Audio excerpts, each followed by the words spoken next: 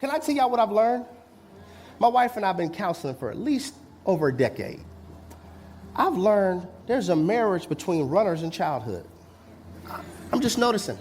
When you have parents who did not understand the psychological long-term effects of telling you to go to your room because they're overwhelmed, or because you did something bad and they say, I don't even know what to do with you right now. Go to your room. What that did was it trained the soul to isolate when overwhelmed. Remember, if you could trace it, you could unlearn it. I'm trying to shine a light on something. When you did wrong, go to your room. So when you sin, you isolate. This is how they could do you wrong and go ghost. Make it make sense. You hurt me. And you went ghost.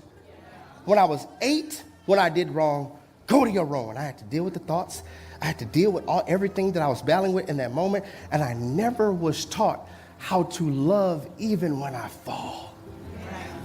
How to see myself as worthy of dying for even when I failed. How to see that God gave me an F when my lifestyle right. God gave me an A when my lifestyle right now is an F. Because it's not by works that any man should boast. We've been saved by grace through faith. I've seen the connection that when they run, that there's this stem, this root system that goes all the way back, which is now why I ask, how was your childhood experiences when you got corrected? Because I'm learning. Even when I study biblical candidates, I see things in one season that occurred in the next season. Like when I was looking at Moses, he got mad and killed somebody. That anger never got out. So when they were complaining, he got mad again. This is why what I'm doing right now is declaring the truth and the gospel. This is for your destiny. Your therapy is for your history. Because if you don't deal with your history can eclipse your destiny, because you could manifest a trauma response to something and disqualify your witness, not because God doesn't love you, but because I have areas that are unhealed. All runners, I want to show you this. I want to talk to you, all runners in the room. I looked at this, Exodus chapter 4. Let's go there real quick. Is this good for somebody? Yes. Exodus chapter 4. I want us to see this, to give you a little backdrop of what's happening. God is telling Moses, I need you to go tell Pharaoh, let my people go. And Moses is giving him all this excuse on why he can't go, which is why I always say your obedience is for somebody's deliverance. The children of Israel were asking God for help. God starts talking to Moses. So everybody who's always saying, God told me, well, God told me. Okay, is it about you or God's glory? Because whatever God told you is going to make him look good, not you. God told me I should start this. Is this really God telling you, or are you chasing clout? So he's having this conversation. Exodus chapter 4, verse 1. Moses answered, what if they do not believe me or listen to me and say, the Lord did not appear to you? Then the Lord said to him, what is that in your hand? A staff, he replied. The Lord said, throw it on the ground. Moses threw it on the ground, and it became a snake, and he ran from it. Then the Lord said to him, reach out your hand and take it by the tail. So Moses reached out and took hold of the snake, and it turned back into a staff in his hand. Hold up, wait a minute. Let's break this down, because I like to put me in the text. Okay. So God says, what is that in your hand? It's a stick. He says, throw it down. He throws it down, it becomes a snake, and he runs. Who wouldn't? I'm sorry, me and Moses would have been boys. At that, like Moses, I can relate. I don't do snakes. I don't like snakes. I'm never going to have a pet snake. You're never going to see me at the Houston rodeo holding a snake. I don't entertain snakes. In fact, every snake I see, I treat as though it's venomous. Am I the only one? Oh, so y'all, some of y'all like snakes. I'm gonna pray for you, okay? I don't do snakes. Every snake I see, I treat it like it's venomous. I'm not a herpetologist. That's one who studies reptiles and amphibians. But since I don't know this snake, I'm gonna treat it like it's deadly. Ooh, what if we had that with our discernment? What if we were like, you know what, I don't know if this is God or if this is me, so I'm going to treat it like this has the potential to be venomous to my destiny. I'm not going to touch it till I get some divine discernment. I'm not going to sign the contract because I don't know if this is going to be venomous to my resources. So I'm going to wait and see if I get confirmation from God. I'm not a herpetologist. I'm not going to be walking around like, wow, look at here. This is a coral snake and she's a beauty. She's a beauty. Right here we have the deadly western diamondback rattler. You want to be careful. She can strike at a whopping 95 miles an hour. Oh, this is the notorious black mamba. She's deadly. I'm good, bro. A snake. I'm like, God, you could have turned it into a kitten. You could have turned it into a squirrel. Wow, snake. And then as I was studying and just asking, because I really be looking at the Bible, like, why a snake? Why a snake? It came back, a snake came into the garden. And a snake was the one that spoke to Eve, that caused her to influence Adam, and Adam deliberately disobeyed. The serpent in the text constantly tries to think that he has a hold on my people, so I want this to turn into a serpent, and I want you to grab it so that you can know I have given you the authority to tread over serpents and scorpions and over all the works of the enemy. Grab it.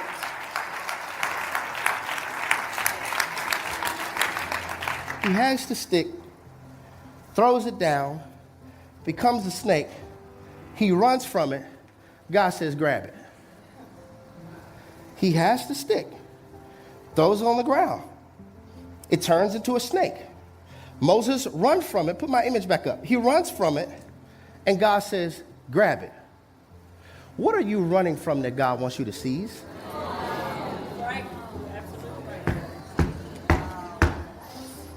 What are you running from that God says, seize it?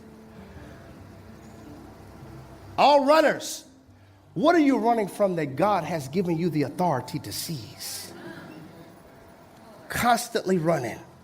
PhD in running from.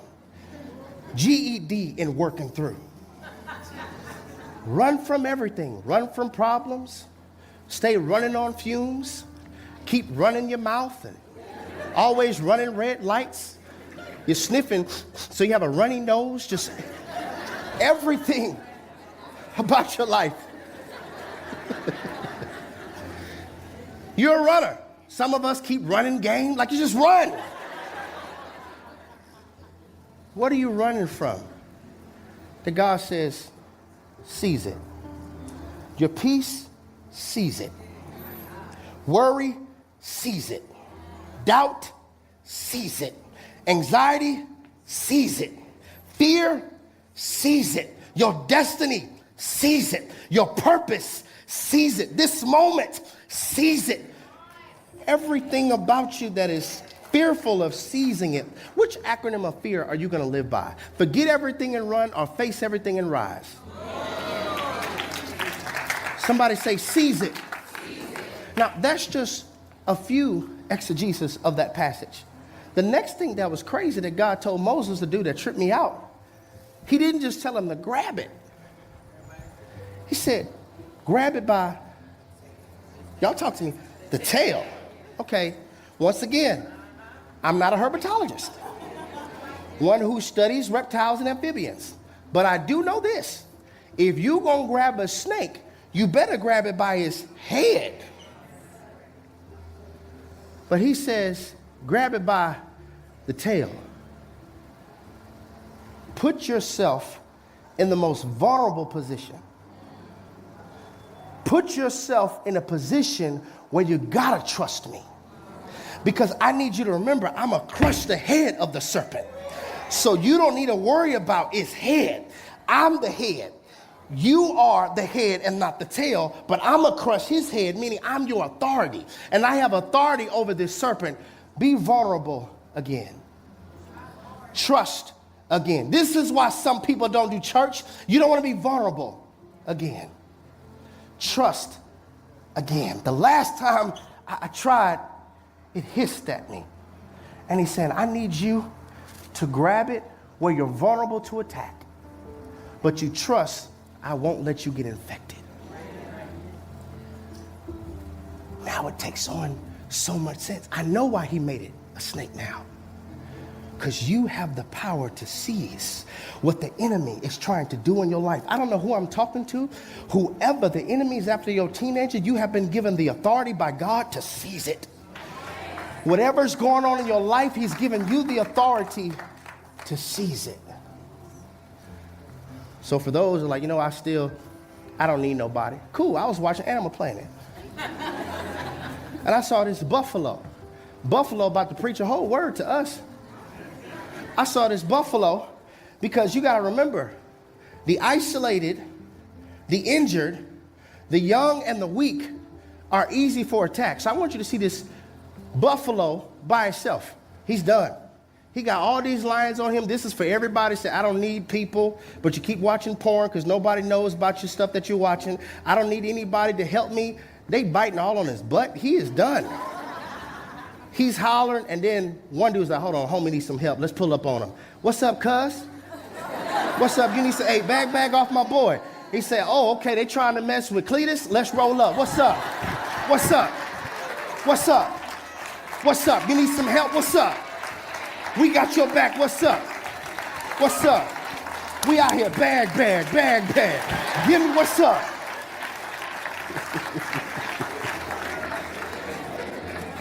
Looking just at the animal kingdom, that buffalo was done. Lions were like, we about to have some buffalo wings tonight. What saved them? Community.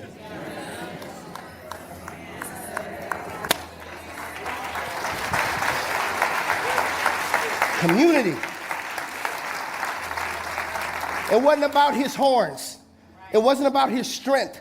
It wasn't about his power. It wasn't about his speed. I know that you're anointed. It's not about that. I know that you're appointed. It's not about that. I know that you're called. It's not about that. I know that you have all these gifts. It's not about that. You are easily overtaken by wolves alone. I'm seeing this pattern. People who have podcasts that tear down other ministries don't go to church. I'm okay, what church you go to? Tell me about the right one. Since you constantly, this one's a false teacher and this one's a false prophet. Okay, who the real one? What church you go to? Well, I'm in a season of separation. I'm just in the wilderness right now.